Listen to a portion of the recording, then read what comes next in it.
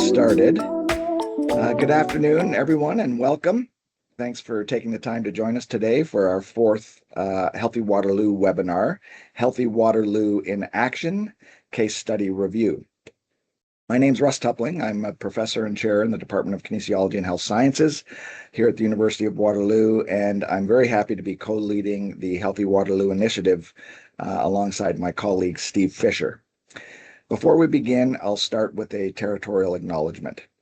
We acknowledge the University of Waterloo is situated on the Haldimand Tract, land which includes 10 kilometers on either side of the Grand River, that was granted by the Haldimand Treaty of 1784 to the Haudenosaunee of the Six Nations of the Grand River.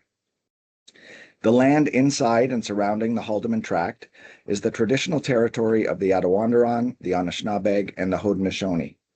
Our active work toward reconciliation takes place across our campuses through research, learning, teaching, and community building, and is coordinated within the Office of Indigenous Relations. Thank you. So many of you have been part of this webinar series from the beginning, and others may be joining us for the first time today. Wherever you're coming in, welcome. At its core, Healthy Waterloo is our shared commitment to building a campus and community where health and well-being are intentionally woven into how we live, learn, work, and lead through prevention-focused thinking, cross-campus collaboration, and systems-level change. Over the past few sessions, we've explored the foundations of Healthy Waterloo, from collective impact to asset mapping to understanding our data. Today, we turn to action. Today's session, Healthy Waterloo in Action, Case Study Review, asks a simple but powerful question. What can we learn from proven strategies and real-world campus examples that will help Waterloo build a healthier, more connected community? Now, I'm very pleased to introduce our speakers, Melissa Patworka, Kalpita Gaitonde, and Donna Reams. Melissa is the Associate Director, Health Promotion in Campus Wellness. She joined the campus community in 2019 after working in municipal public health for 10 years. Melissa is also a PhD candidate in the School of Public Health Sciences, examining social organization of work that supports well-being in higher education learning environments. Kalpita has been part of the campus community since 2011, when she started her Master of Public Health Studies at the University of Waterloo. She has since worked in tobacco control research, population health assessment, and management. Her current work focuses on co-implementing the Okanagan Charter that mandates post-secondary institutions to embed health into all aspects of the campus culture through evidence-based health promotion principles and strategies. In India, Kalpita has worked in chronic disease prevention and community development when working as a physician in rural areas. And finally, Donna is the Senior Manager of Wellness and Active Living with Athletics and Recreation. In this role, she leads initiatives that promote the impact of physical activity on well-being, mental health, social connection, skill building, and academic performance. She is committed to creating a campus environment that reduces sedentary behavior and empowers the community to move more throughout the day. Donna believes in the importance of enjoyable movement and is passionate about driving change for a culture that encourages play and supports self-care. So before I hand things over to Melissa, Kalpita, and Donna, just a quick note that these webinars are being recorded and will be available on our website, so feel free to visit them or share them with colleagues at healthywaterloo.ca. And one final logistical note before we begin. If questions come up during the presentation, please feel free to use the Q&A function at any time. I'll help curate those questions, and then we'll ask the presenters to respond once they've wrapped up their formal presentation. Of course, there's always the old-fashioned way. You can raise your hand and come on camera and ask the speakers directly when we get to the Q&A. So with that, I'm delighted to turn things over to Melissa, Kalpita, and Donna for Healthy Waterloo in Action Case Study Review. Wonderful. Thank you so much, Russ, for that lovely introduction. We have titled our presentation today, Healthier Campus Initiatives, Ideas to Inspire. So I'll maybe just Russ did a beautiful job of the territorial acknowledgement. So I'll just add on to that, that today, as we share about work that intersects at the systems of health and education, I'm reminded of how Indigenous knowledge systems, which have long modeled holistic wellness, community responsibility, and respect for the land, need to guide this work. Our collective efforts to advance well-being must be relational, equity-focused, and sustained. Reconciliation and well-being are inseparable. As a white settler to this land, experiencing unearned benefits as a result of colonization, I am committed to fostering environments that address colonial harms which continue to shape health inequities. I see my work as part of our ongoing efforts towards reconciliation, to learn from Indigenous friends, mentors, and colleagues who have upheld relationships of interdependence, reciprocity, and stewardship of this land. I invite you all to join in today, reflecting on what it means to live, learn, and promote health on this land, and to uphold the spirit of mutual respect, cooperation, and responsibility envisioned in the treaties and relationships that guide this territory. Thank you. Russ also did a great job contextualizing our presentation and kind of what the vision of Healthy Waterloo initiative and how kind of we're building off what we've already learned to date. And what we learned to date through the environmental scan of the assets of Waterloo is that we have a lot of strength within our campus community. And so this work that we're even sharing today, we're not starting from scratch. We have some strengths that we can build from. And we learned that by Health by the Numbers, that our student well-being at a population health level reflects similarly to the student well-being at other U15 institutions. And our job for today was to kind of build from that, to be able to look at the research and what other institutions are doing to understand what we may learn from them as we embark on this vision. So I think it's important to note kind of how I come into this work and my own preconceived ideas about what health and health promotion is. So I've come into this work as an employee of Campus Wellness. In 2019, we were tasked with advancing the University of Waterloo's commitment to the Okanagan Charter, an international charter for health promoting universities. The charter draws on the holistic conceptualization of health from the World Health Organization, reflecting physical, mental, and social well-being, and not merely the absence of disease or infirmity. In practice, the conceptualization of health is often ever evolving and used synonymously with emergent dialogues of wellness and well-being. The Okanagan Charter really offers us a shared language, guiding principles, and structured approach to this work.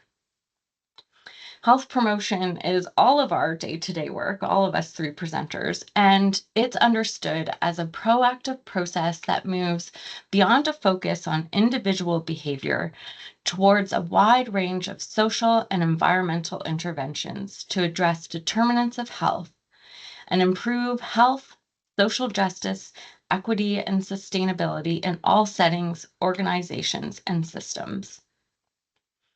So we started with the research and, before I get into the research, I actually want to share this analogy with you because this analogy really just helps bring the meaning of social ecological theories that inform our understanding of health and health promotion to life.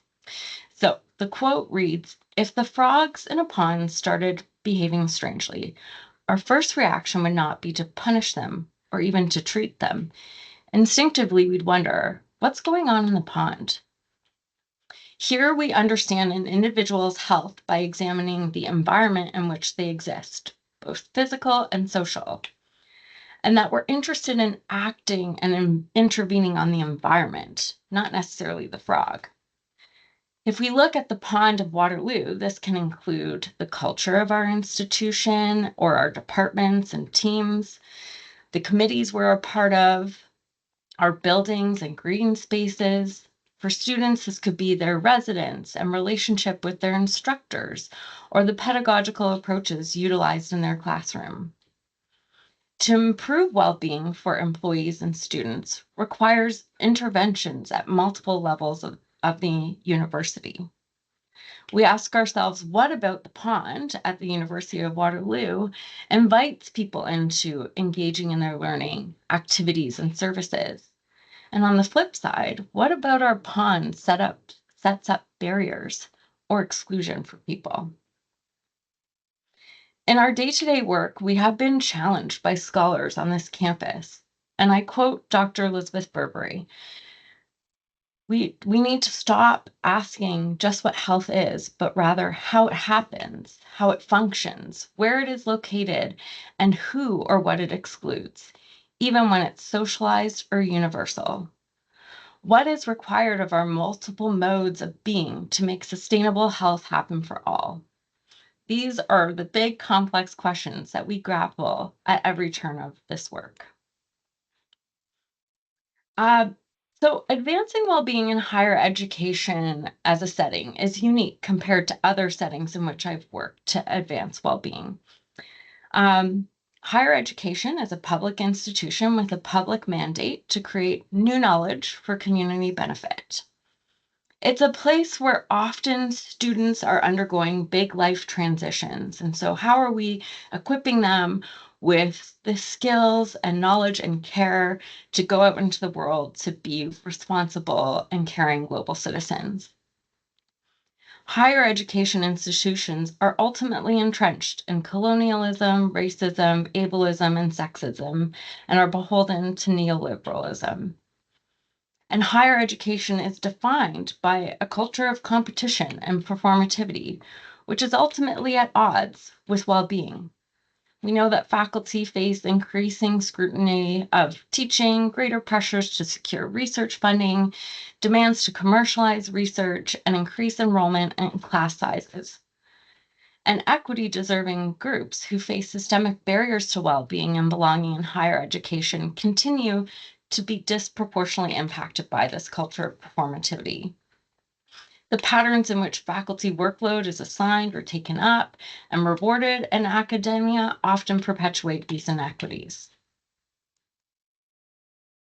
So, while that may not have presented the most hopeful picture, that doesn't stop us. And we're going to get to some more hopeful things. I often ground myself in something that I learned in reading some of James Porter's work that reminds us, though institutions are certainly powerful, they are not monoliths. They are rhetorically constructed human design whose power is reinforced by buildings, laws, traditions, and knowledge-making practices, and so are changeable. So we've turned to scholarly literature to see what opportunities health-promoting universities present as change agents to our institutions.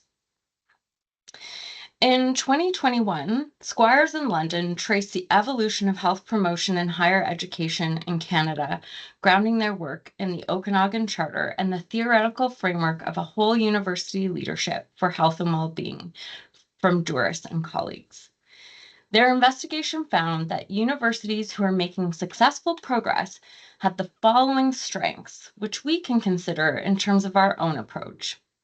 So those strengths included focusing not just only on student well-being, but staff and faculty well-being, engaging with the university's strategic planning process and budget cycles.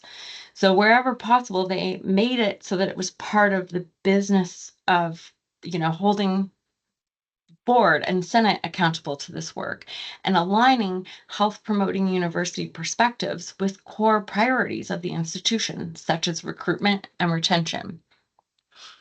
They embedded health within a senior executive's role, kind of helping bridge that accountability to board and Senate, while also adopting a collaborative leadership model so that it doesn't rest or look like it rests within one person's role or in one department, but rather something you have a shared responsibility, but ensuring that that is actually very clearly articulated within the structure of the organization.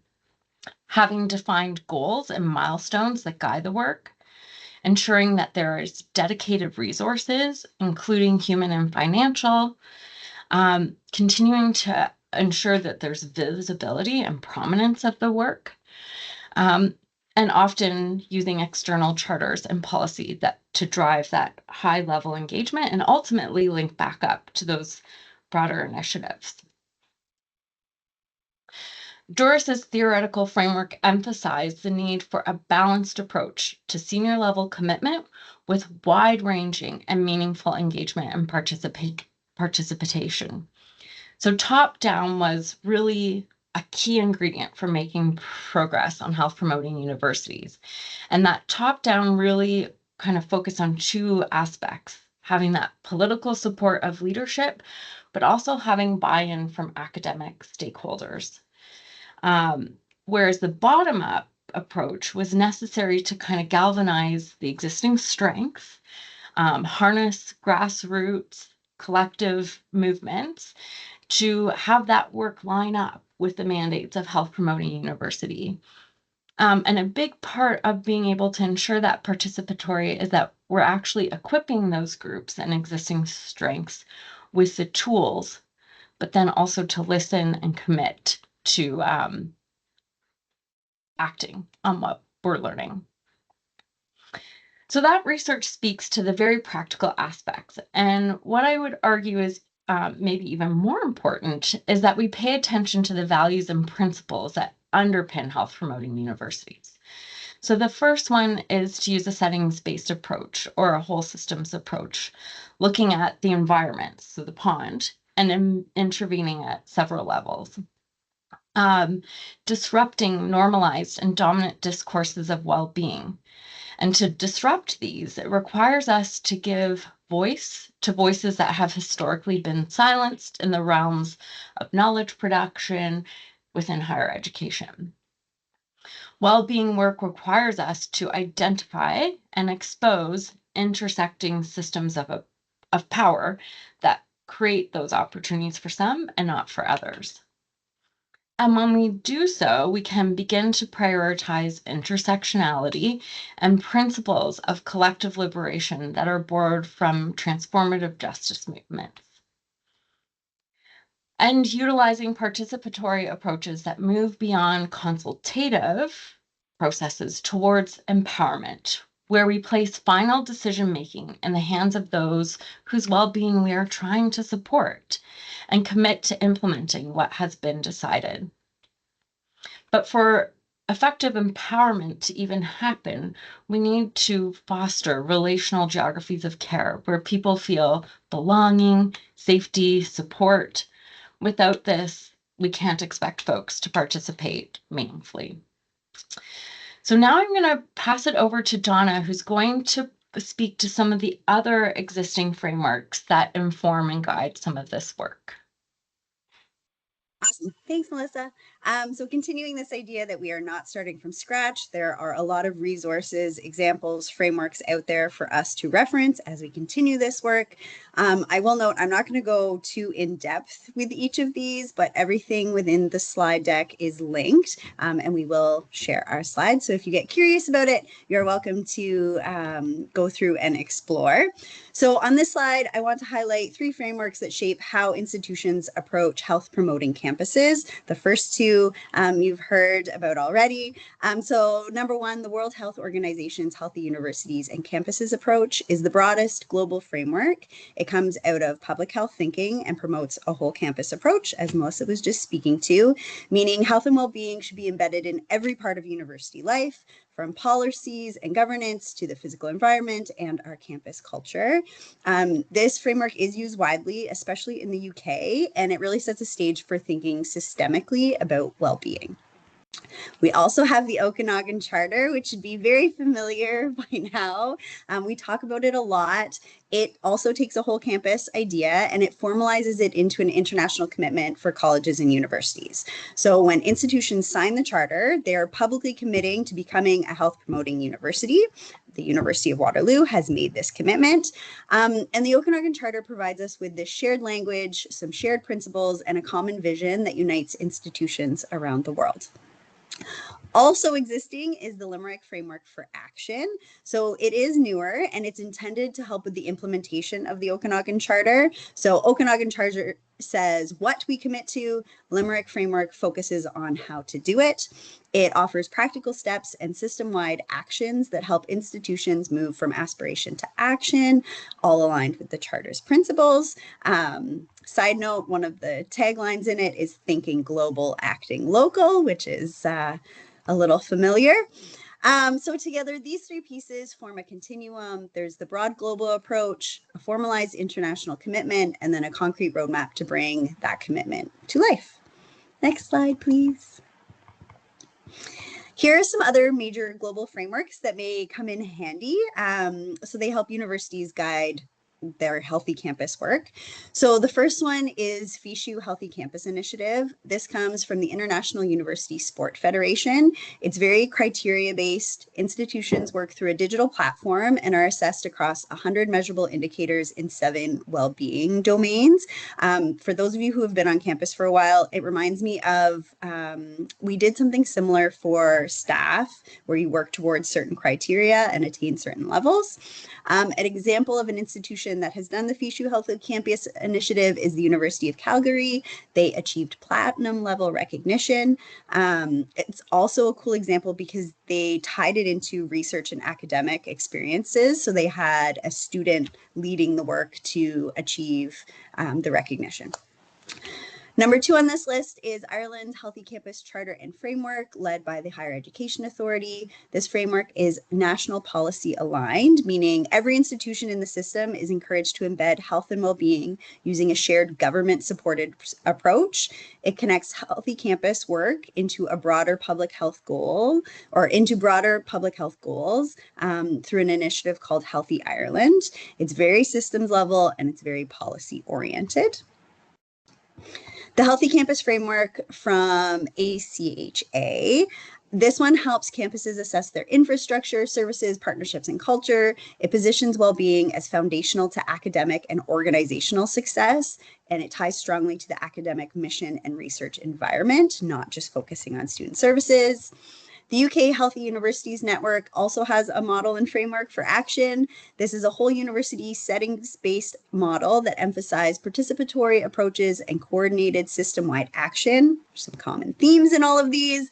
It's very practical, very adaptable, and focuses on embedding health into everyday operations, leadership, and campus life. So overall, these frameworks share the same goal of creating healthier, more supportive campuses, but they do differ slightly in how prescriptive they are, how they connect to national policy, their academic priorities, or how they measure their standards. So together, they show there is a rich set of models we can learn from as we shape our own approach to this work. All right, and here are some more frameworks. First, the National Standard for Mental Health and Wellbeing for post-secondary students is a flexible set of guidelines that campuses can use to support student mental health. We also have the Scarborough Charter, which focuses on addressing anti-Black racism and strengthening Black inclusion in higher ed. It is sector-wide, it's a commitment, and really pushes institutions to think about equity in a deeper, more structural way. And also Cantor's Change Wheel.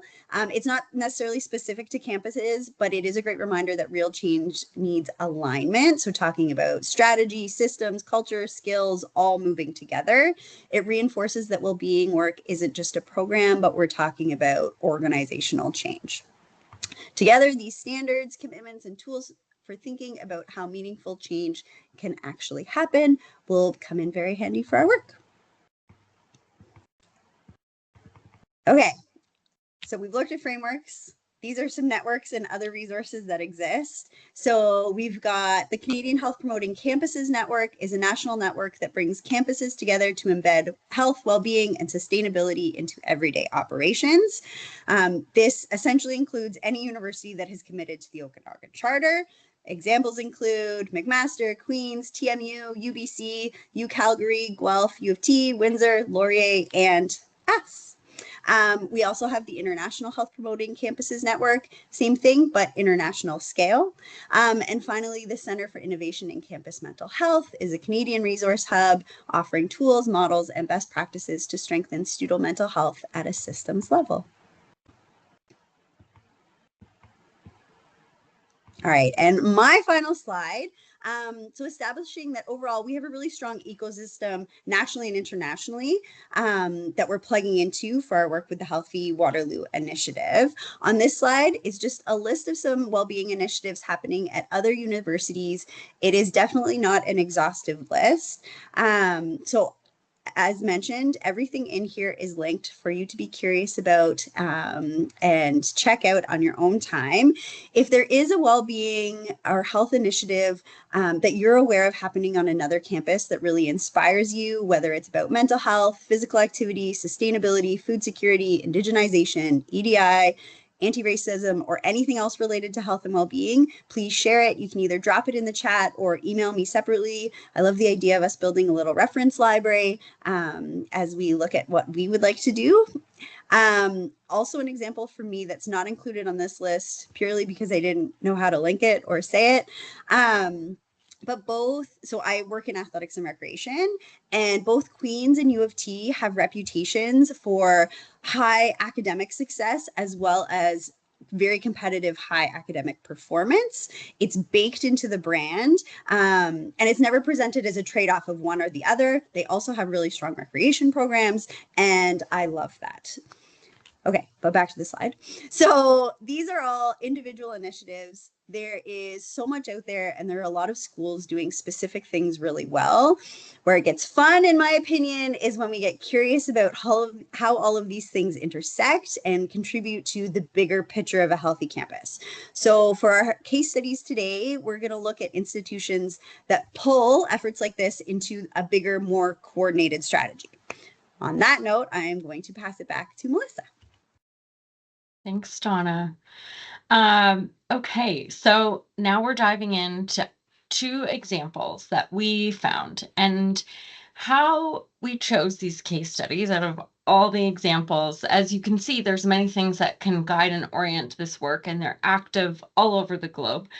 We decided to choose 2 U15 universities in Canada that have responded to the Health Promoting Universities mandate. What set these 2 case studies aside was that they also had very clear intersecting mandates of their well-being strategy to indigenization, disability inclusion, and anti-racism. Full disclosure, the limitation of this is we don't know yet the well-being outcomes from these case studies. So what is true of most health promotion work is it takes decades to show well-being impacts. And so not only is this work deeply complex and at times quite hard to measure, it takes time. So this work is a work of patience and dedication. Okay, so first we're starting out with the University of British Columbia, where I said that they've had an ecosystem of intersectionality. Interestingly, I consulted with colleagues and friends of mine who work in disability inclusion, who work in equity, diversity, inclusion, and anti-racism, and indigenization. And all of them look to UBC just as I look to UBC as a health promoting university. So that in itself already shows its strengths in taking an intersection approach. Okay, so first let's ground it in the charter piece. So UBC committed to the Okanagan Charter. I'm not going to read through this list of all the details that it committed to, but they were one of the first signatories of the Okanagan Charter, and their institutional commitments very much reflect the philosophies that we've already shared with you today. Interestingly, we modeled this kind of governance structure in our previous efforts to mobilize the Okanagan Charter. So at UBC, they have this advisory committee that includes staff, faculty, students, representatives of community groups, and who work in collaboration with this executive leadership team. So that these are folks that have accountability and responsibility as leaders within the institution. So they work together to set direction that is then implemented by a strategic support team. So you're already starting to see those principles that we said were effective, reflective here at UBC. So they've got human resources and finances dedicated within the strategic support team. And to foster kind of that grassroots, bottom up piece, they've developed various communities of practice. And then they keep their strategic focus on these blue boxes of their well-being priority areas by bringing working groups together that are led by this strategic support team. I would say what we did well at the University of Waterloo, and the Healthy Waterloo Initiative is building off of this. We did the advisory committee well. Lots of work went into like building who is at that table, how we make space for inclusive participation, as well as wide and broad engagement through the community of practice. What's hopeful about the Healthy Waterloo Initiative for me is that it's bringing in elements that were ultimately missing, with clear kind of leadership involvement, especially from the Faculty of Health, as well as already seeing like committed human resources to this work, and then leveraging on existing strengths within the university. So really exciting to see that shift as we move into the Healthy Waterloo Initiative. UBC came up, so one of their priority areas was collaborative leadership. And for each priority area, they set a very clear goal with targets and how they're going to measure their progress towards their targets. So this is an example from their priority of collaborative leadership, where the target is a 10% increase in community members who feel UBC is committed to the well-being of its people, places, and community. And that's actually a question on the Canadian Campus Wellbeing Survey. So they are able to track that population health outcome from students and employees over time. So they actually have a way to measure that. And then the other target is that all faculties and units take action. So all faculties and units are engaged within this plan, and I'll speak to that a little bit, so that their baseline and targets are obviously the number of faculties and schools and administrative units, with the hope to increase those over time. One of the things that UBC did as part of this priority area was they hosted strategic leadership workshops, and that strategic support team was key in facilitating this day, where they worked with the executive council and leaders within the institution, deans, chairs, academic support, AVPs, and actually came up, their job was to look at their own unit strategic plan or framework and say, where in here are we supporting well-being? How are we doing that? And how are we measuring that? And so that was one of the outcomes of the day. So here's where we get a bit into the intersectionality. UBC also has an Indigenous strategic plan. They have a President's Task Force on Anti-Racism and Inclusive Excellence. There's the Wellbeing Strategic Framework, but they also have a collective that started with folks who identified as disabled within the community. And all of these pieces have intersecting things. And I'm going to come full circle back to this slide in a moment, but I'm going to first give an example of how there's some intersection. So UBC explicitly recognizes that racism negatively affects mental health, sense of safety, and belonging for Indigenous, Black, and people of color amongst students, staff, and faculty. The Task Force on Anti-Racism and Inclusive Excellence documented how systemic racism contributes to stress, anxiety, burnout, and barriers to academic and professional success. Addressing racism is therefore not separate from well-being.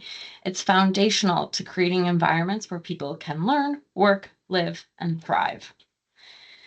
This then provides the justification for equity-driven reforms across their campus system and structures that reinforce cultural safety and inclusive policy development. So in looking at all of those frameworks, they had common elements.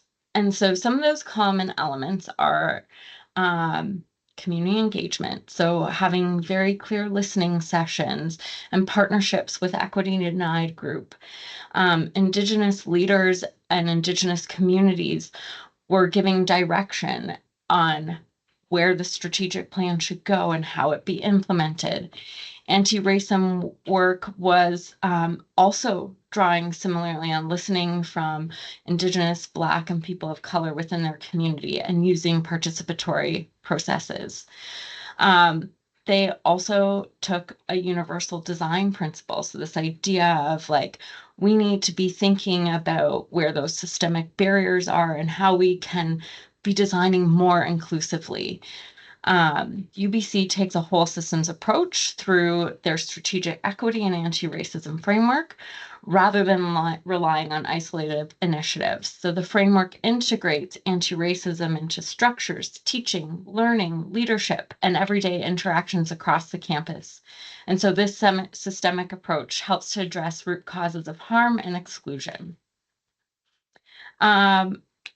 Ultimately, the connection of Indigenous rights and reconciliation is woven throughout all of these, where there's structural commitments within the wellbeing strategic framework that is directly aligned with the Indigenous strategic plan, where UBC's wellbeing work explicitly connects to indigeneity, decolonization, and community partnerships as the foundational aspects of building communities of care.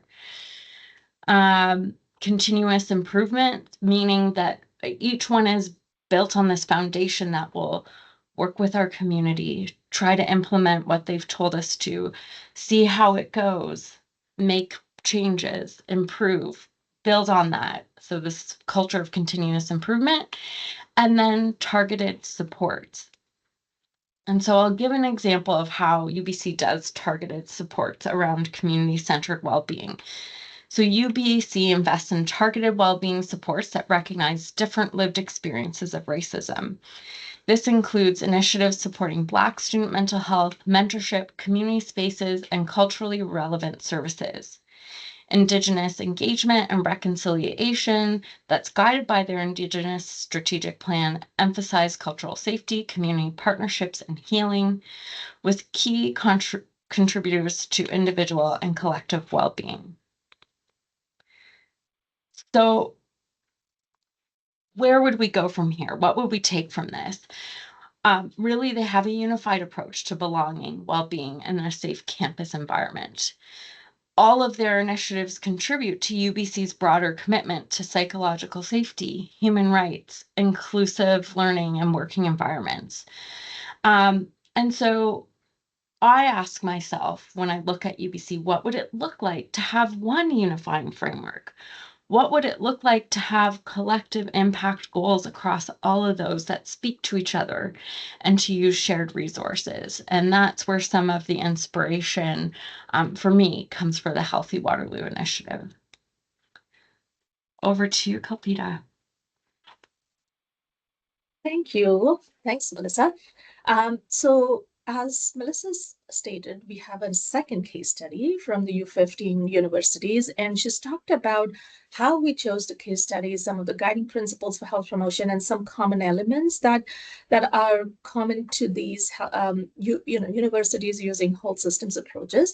And so Calgary is one of those universities which has used a participatory approach by engaging voices of community members at all levels, from student, staff, senior leadership, all levels of staff, faculty members, right?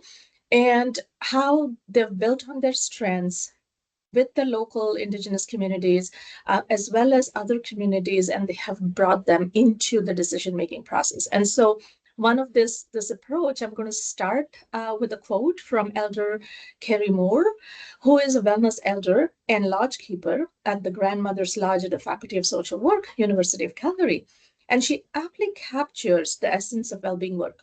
Elder Kerry is also a trauma therapist and a spiritual advisor. And what she says here, as you see on the slide, that everything around us and within us will affect our healing and wellness.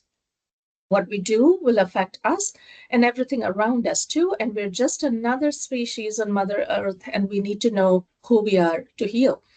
Within the Western concept, healing becomes an individual issue, which is seen as a cognitive process. Within an Indigenous community and many other diverse communities, healing is a whole relational concept, and we must understand wellness from a much broader relational concept or transformation, and healing is not possible. And so University of Calgary has done a really good job at grounding their work in Indigenous knowledge systems. And so this is also one of the reasons why we chose this case study. And it has demonstrated the comprehensive whole campus approach where they're using those approaches very, very nicely. It's also one of the first 6 Canadian universities to adopt the Okanagan Charter. And what's important here is to know that they started with an initial investment of $3 million to support the implementation of a campus mental health strategy. And this strategy is linked with their overall strategic vision. They may not have an entire well-being strategy. I haven't yet looked into it deeply, but they don't. But what's unique about the campus mental health strategy is that it's very well linked with the strategic plan. Another important aspect to note is the dedication of human resources. And so they hired a director to actually implement the strategy, and they had an entire implementation advisory committee and additional subcommittees. And we had something similar here at the University of Waterloo in 2017 when there was a President's Advisory Committee on Student Mental Health, which was later implemented by Dr. John Hurdes from the Faculty of Health. But what we haven't seen is that it did not grow into a mental well-being strategy. And so that's unique about Calgary here. And the visual really shows, some of the recommendations and how they have approached the strategy. We're not going to go into that really, because ever since then, Calgary has renewed their mental health strategy into a community mental health and well-being strategy, which is being implemented from 2024 up until 2025. And so another important aspect here is, again, that buy-in from senior leadership. And so this has been sponsored by the provost. And what's important to note is that the vision of this strategy includes ideas to create a just, sustainable, and thriving community for the present and future generations. And so it's important to also note that emphasis on future generations, which is again rooted in the Indigenous knowledge systems. In order to achieve this vision, some of their focus areas would be to advance reconciliation and transform systemic inequities. Again, even at the University of Waterloo, we do have an emphasis on reconciliation. We just haven't articulated the systemic inequities piece as much. And then the other focus would be to connect with ourselves, with each other, with the land, environment, and other greater community. Again, shows the Indigenous focus. And it has used the socio-ecological model of health, recognizing that there's an interconnectedness between mental health and well-being with Indigenous engagement, EDI, accessibility, and sustainability. So they are taking that intersectional approach as well. Interestingly, we also do have those strategies on our campus. The intersectionality piece we just need structures in order to kind of, connect those pieces together. And so going forward, one of the important things is that the community of mental health and well-being strategy is influenced by stories and learnings from an elders learning circle. And this group of elders was specifically formed to advise on the renewal of this mental health strategy, but also the institutional sustainability strategy. Then there are several existing frameworks that have been referenced, starting from the Okanagan Charter, Ottawa Charter for Health Promotion, the Human Resources Wellbeing and Work-Life Strategy. That's a strategy that they have. And so all of these pieces are really well connected, and they have informed the mental health and wellbeing strategy. And then there's previous learnings from the previous mental health strategy. So Calgary actually conducted an external review of the previous strategy in 2021, and all the data and learnings from that particular strategy has informed the new strategy going forward, as well as continual engagement with campus partners. And so 3 important themes from those data and engagements is that, it is called a mental health and well-being strategy, but of course the approach is also more holistic in terms of focusing on physical health, spiritual well-being, and social connection. The other emphasis is on both upstream and downstream approaches. And so not only are they saying that we're going to provide mental health services, which is more downstream, and that's more like counseling services and health services, but they're also focusing in channelizing and funneling a lot of resources into addressing underlying determinants of mental well-being. And so that's one great focus. And then the third part is the shift of academic and workplace culture. So they are placing a lot of emphasis on culture using a balanced approach. And so it aims to, like Melissa has mentioned before, just individual level achievements and successes are important and they're great, but they may not always lead to a very caring community. And so a balanced approach which values respect, work-life balance, boundaries, focus on anti-racism, disability justice, and transformative justice practices is also key and important. Now, we don't know whether everything of this is being done by Calgary as yet, but they have some elements of that definitely included. And so looking at the socio-ecological model that they've used, this visual really, gives you a little bit of those levels of a socio-ecological model. Now they've adapted the actual model to demonstrate various levels in a post-secondary institute. And so going from top, you see that they have the university, community, and environmental level. Then there's the community at the units level, and then there's the interpersonal and individual level. And now instead of creating recommendations for each of these levels, which can be sometimes prescriptive, sometimes people get lost in the words and it's never clear, what they've done in order to ensure flexibility and to kind of adapt to dynamic context, what they've done is to weave in certain principles along, at those different levels. And so at the level of university, community, and environmental level, the first principle is influencing culture and sustaining an environment that values mental health and well-being. And that's key because you need to value something in order to actually do something about it. And so how they're doing it is they're working with legal services to examine policies, processes, and procedures through a mental well-being and wellness lens. They're prioritizing and implementing the national standard for psychological health and safety in the workplace, and also for post-secondary students. And they're supporting and implementing well-being and work-life strategy, as well as their suicide awareness and prevention framework. So I think that's the whole system, whole campus, comprehensive approach that they're taking, which is rooted in values of respect and also Indigenous knowledge systems. That the second level, at the community units level, the principle is to work collaboratively to sustain supportive environments for mental health and well-being. And here they're focusing on workload management and life balance, integrating mental health and well-being into teaching and learning processes. At the third level, interpersonal level, the principle is to advance knowledge to support themselves and others. And this is done by advancing mental health and well-being skills for the campus community through different mental health trainings and awareness programs and events. And then the fourth is to create awareness at the individual level, is to create awareness and facilitate access to supports, which is done by peer-to-peer support initiatives and continuing to promote campus initiatives and services. And so looking at this going forward, we also see that they have, to take the upstream approach, they're also focusing on some of this underlying determinants of health. And so next slide, Melissa. They're also focusing on some of the underlying determinants of health and mental well-being. So food security, for example, is a big determinant of mental well-being.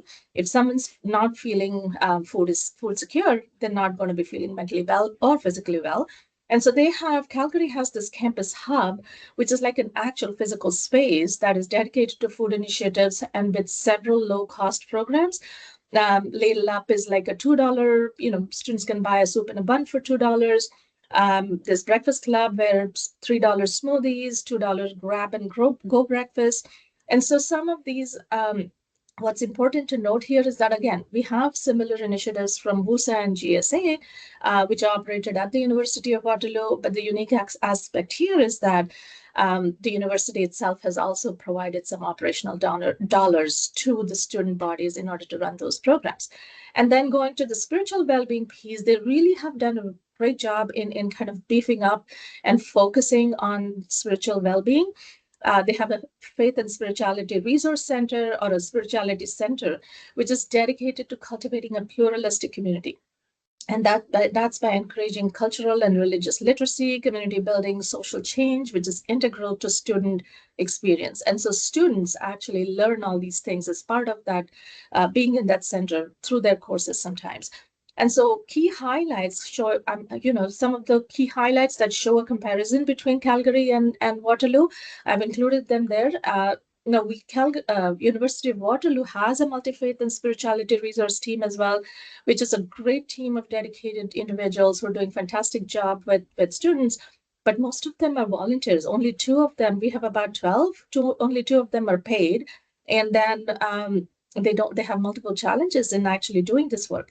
And so looking at the comparison figures, Calgary has 21 faith leaders as compared to Waterloo, which is 12. Calgary has 6.3 chaplains per 10,000 students, whereas Waterloo has 2.5. 30 official student spiritual clubs, Waterloo has 16. And then and all these numbers, by the way, came from an environmental scan, which we had done 2.5 years ago. So some of the numbers may have changed. But the other unique feature is that they have a dedicated pluralistic engagement coordinator and program assistant specific for this. And so they're doing a lot of integration and incorporation of spiritual well-being into the student life. And then the very last is that there are researchers who are working on an initiative called the Pluralism Initiative, which actually discusses new models of governance rooted in building systems capable of learning, listening, and acting collectively without erasing difference. And so we're going to just watch like a 2-minute video on that quickly to show what that governance system looks like, if we have the time. I know, I was just thinking about time, Kalpita, so I'm wondering if we have like a couple of summary slides yet and this video, and maybe I'll see, Russ, if you've been monitoring any Q&A, and if there's time to engage in discussion, maybe we should prioritize that. Yeah, thanks, Melissa and Kalpita. I'm monitoring the Q&A, and there have been no questions that have come in yet, or anything in the chat. So if you want, it might be good to try and wrap up as soon as we, yeah. So we're gonna move on to, our key takeaways really are just, we're looking at culture changing frameworks that reduce fragmentation. The best initiatives interweave wellness into university identity and not just services. They strategically align with broader frameworks, but there's also tailored responses to very specific populations and health priorities that allow you to see versatility and impact, as well as ensuring measurement and visibility. And so I think those were some of our key takeaways that we want to bring forward with us as we work on the Healthy Waterloo Initiative. That is all from us, and we'll be sure to post all the links with this video recording so people can access it. Wonderful. Thank you very much to all of you for that extremely thought-provoking and inspirational presentation. If I just take my moderator and Healthy Waterloo hat off for a second, put on my audience hat, as I was listening to your presentation, I've been as inspired and hopeful as ever when it comes with, about Healthy Waterloo. And we often ask, what's possible if we work together? And I think what's possible is that, in the not too distant future, that Healthy Waterloo becomes a case study for health and well-being for the whole country and for the world. So really, really learned a lot. It was fantastic. We do have time for a few questions. I don't see any in the chat, but if anybody has a question for any of the speakers, please raise your hand. Come on, camera.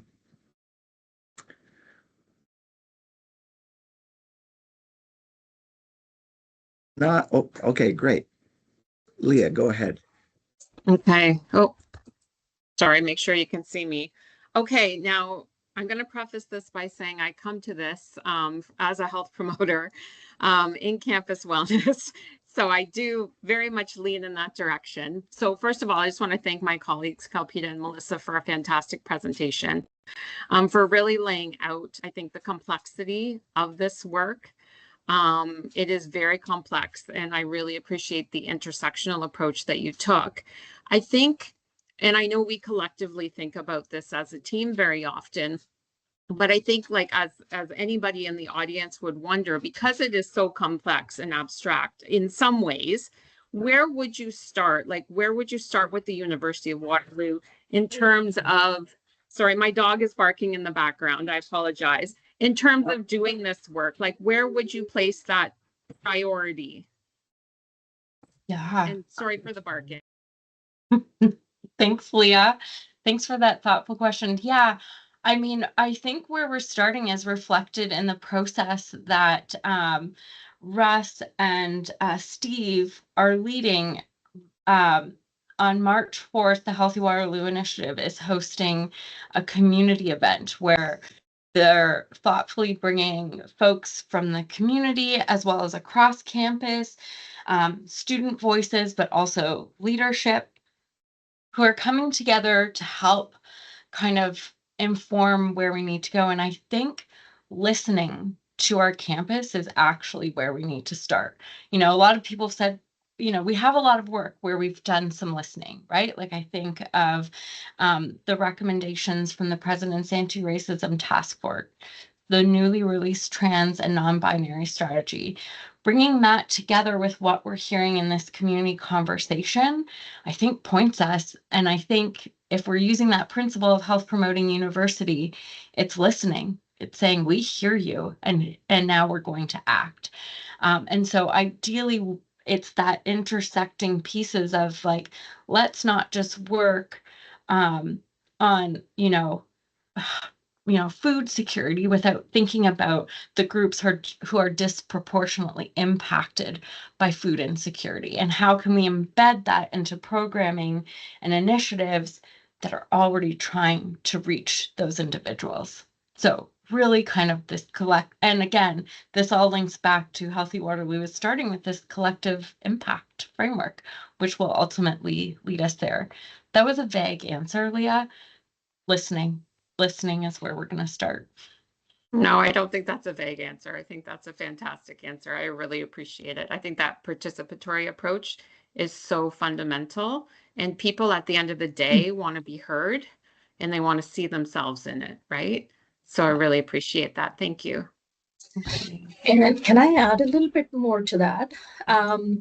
In it, and completely agree, listening. And there's so many initiatives that are happening. Again, there's, research studies as well as on the ground things that are happening. For example, as the Sexual Violence Prevention Office is doing, and the Signal Project, they're doing a lot of, survey studies on gender-based violence. Of course, so that's the listening piece, but also to think about after you listen, what are some of the bold steps that may need to be taken in order to actually push the system in ways that needs to be pushed? Because this what happens, unfortunately, is that we've had so much good work that has happened on the campus over a period of years. None of it seems to be integrated. I know there are efforts that are being done by the EDIR office to do that somewhat, but the system is too entrenched into traditional ways of doing things, right? And then how, if at all we need to transform that system, after listening, what are some of the political and leadership level leverages that we need to bring in? And that can only happen through senior leadership. It's only when the entire campus works in tandem with each other. We also maybe work with Global Futures, and we're not working separately. So that's where I would also add is like, how are we, like, what's the plan to push the system in ways that the listening can actually be translated into what needs to happen? Yeah, that's great. Thank you, Kalpita. Yeah, I can't wait to have that conversation, to brainstorm those bold ideas that we then consider writing into our community plan to then implement and monitor and see the impact that we have to change the system. That's Wonderful. I think this is a good place to stop. Just for time here, I just want to thank all the speakers again, Melissa, Kalpita, Donna, for a great presentation. Thank you to everyone also who's been part of this series, whether you've joined us for one session or for all four. While today marks the final webinar in the series, it's not the end of the conversation. It's the beginning of what comes next. Healthy Waterloo is not a program with an end date. It's an ongoing commitment to shaping a campus where health and well-being are designed into our systems, decisions, and everyday experiences. So we invite you to stay engaged, stay connected, and continue to work with us. So thanks again, everyone, for being part of this, and I hope you enjoy the rest of your day. Thank you, Russ.